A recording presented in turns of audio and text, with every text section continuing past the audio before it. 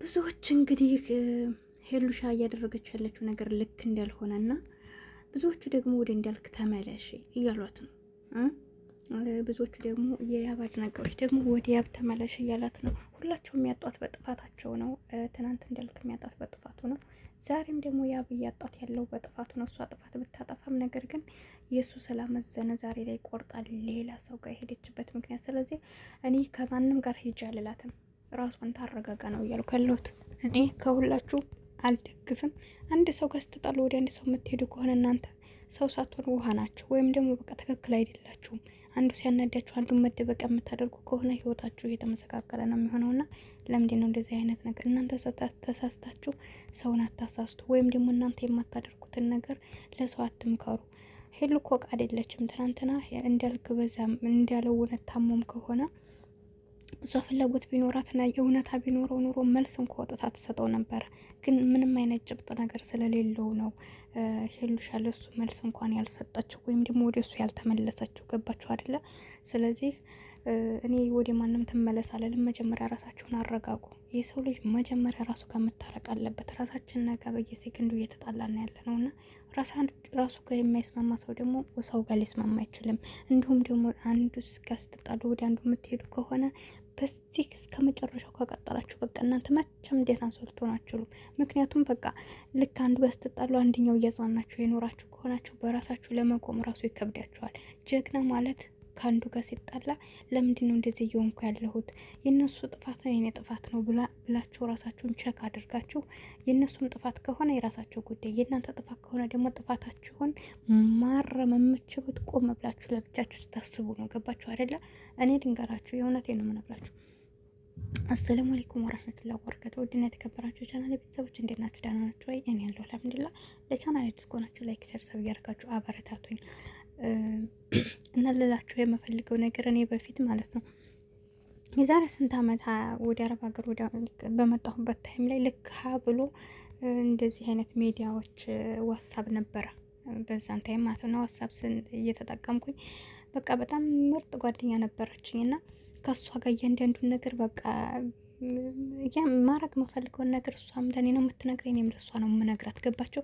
እሷ ያልገባይበት ነገር እኔ አልወስንም፣ እኔ የሌለሁበት ነገር ደግሞ እሷ አትወስንም። ስልክ ካላነሳሁኝ እኔ እስከመመለስ ድረስ እሷ ያኔ መወሰናቸውም ትጠብቀኛለች፣ እኔም እንደዚያው እያልን በመሀል ላይ አጋጣሚ ያው ነገሮች እንዲነገርኳቸው የሰው ልጅ በቃ በብዙ ጥሩ መስሏቸው ግን የሆነች ወይ የፈተና ሰዓት እናንተን ልትፈትናችሁ ወይ ደግሞ እውነተኛ ሰውን ልታሳያችሁ ትችላለች። እና በአጋጣሚያችሁ ላይ ጋር እኔ እውነት መስሎ ብዙ ነገር ካሳለፍን በኋላ ተቀያየም ነገባችሁ። በዛን ታይም ላይ እኔ ሌላው አይደለም እሷም የጎዳችኝም ሳይሆን ግን ብዙ ጊዜ እኔ ለምፈልጋቸው ውሳኔዎች በቃ እሷን ጋር ተጠያይቀ ምን ብለን አብራኝ ይሁን ስትለኝ ነበር ስናደርግ የነበረውና አያችሁት ምን ያክል ኮንፊደንስ እንደምታጡ። ሰዎችን ተገን አድርጋችሁ የምትጓዙ ከሆነ በከፋችሁ ሰዓት በቃ ሰው ጋር ከሆነ ያንን ድብርታችሁን የምታስለቅቁት በጣም ከባድ ነው እና በዛ ታይም ላይ እኔ በጣም ዋጋ ከፈልኩኝ። ለሳምንት ያክል ተጨናነኩኝ። እንዴት ላድርግ? ለማደርገው ነገር እሷ ነበረች፣ እሷ ጋር ተለያይቻለሁ። ምን ላድርግ? ከዛች ሰዓት ጀምሬ የዛሬ ስንት ዓመት ይዋሁል ማንንም ለምፈልገው ነገር ማድረግ ካለብኝ አደርጋለሁ ራሴ አላህን ተወክዬ ማለት ነው። ከዛ ባለፈ ለማድረግ እኔ ከወሰንኩ በኋላ ሰው ላልኳቸው ጓደኛ ላልኳቸው ሰዎች እናገራለሁ። እነዛ ሰዎች የኔን ሀሳብ ደግፈው ያላ ካሉኝ አብሽር እቀጥላለሁ። ግን እነዛ ሰዎች ያ ነገር ልክ አይደለም እንዳታደርግ ቢሉኝ አላቆምም።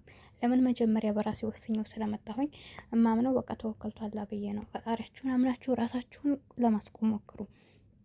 ግን እሳ እናንተ ዛሬ ደብሮኝ እኔ ደብሯችሁ ለሴኬንድ ራሱ በቃ ይሄን ድብርቴን እሷ ጋር ደውዬ መላቀቅ አለብኝ መፍትሄ ትሰጠኛለች ብላችሁ የምታስቡ ከሆነ የሰው ልጅ መቼ መፍትሄ ሰጥቶ አያውቅም። ሲጀመር አላህ ብቻ ነው መፍትሄ የሚሰጠውና ደስታችሁንም መከፋታችሁንም ለአላህ ሰጡት። ከዛ ባለፈ ግን የሰው ልጅ በእናንተ ህይወት መጀመሪያ እናንተ ሹፌር መሆን አለባችሁ።